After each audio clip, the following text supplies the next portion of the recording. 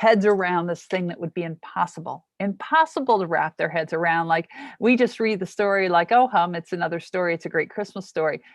But just take a few moments and imagine living it. Imagine being Mary or Joseph, and and trying to comprehend all that had been happening and the fullness of that, and just trying to find a way to fit this whole heavenly encounter into your earthly mind. I mean, talk about mind blowing. So, anyways, I just wanted to drop in and let you know, wherever you're at, that I just want to wish you a Merry Christmas. And I especially want to say to those of you who are alone today, I just want you to know that you are loved and you are valued, you are cared for. And my prayer for you today, especially for you, is that you would feel in a tangible way the power and the presence of the Holy Spirit just invading your space.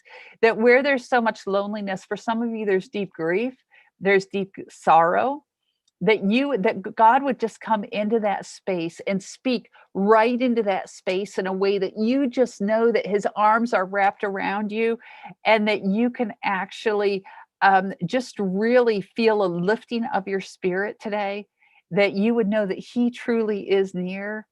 So we have a wonderful, good Father. And just a little side note. Think about this. Think about Mary and Joseph. They're in the stable, not a great place to give birth, not a great place to welcome a child in the world, not a great place to sleep. Okay, it was stinky, it was smelly. I don't care what anyone tells you. They were outcasts. Nobody would let them in. They were very, very poor.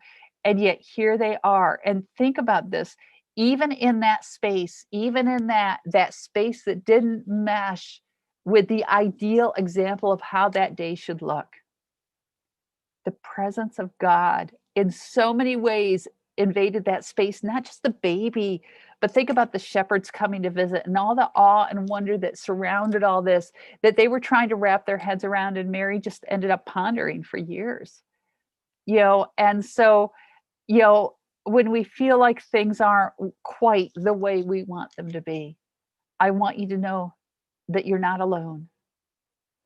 And yet, God, he can come into that space. So, again, that's my prayer for you today, that you would really feel his power and his presence, that he would meet you in a very, very powerful way.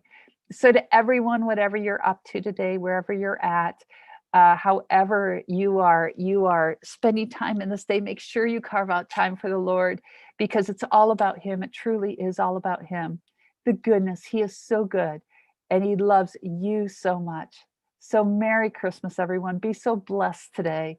Be so blessed as we celebrate, as we remember, as we look to the Lord, because this we remember he sent his Messiah just for us, just for you, just for me.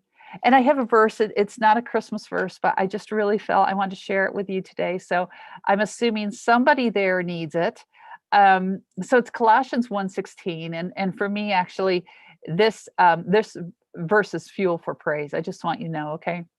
For everything was created by him in heaven and on earth, the visible and the invisible, whether thrones or dominions or rulers or authorities, all things have been created through him and for him.